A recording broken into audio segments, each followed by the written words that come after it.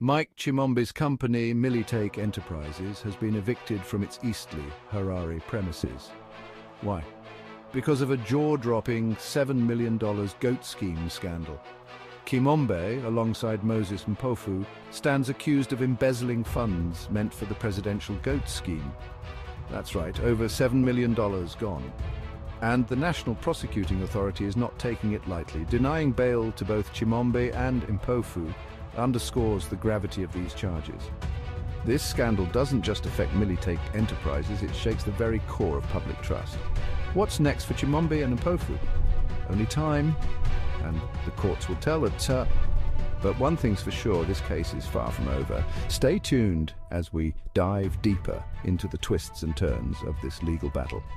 Comment your thoughts down below. Don't forget to like, subscribe, and turn on the notification bell so you don't miss any updates from Zim News Live YTS.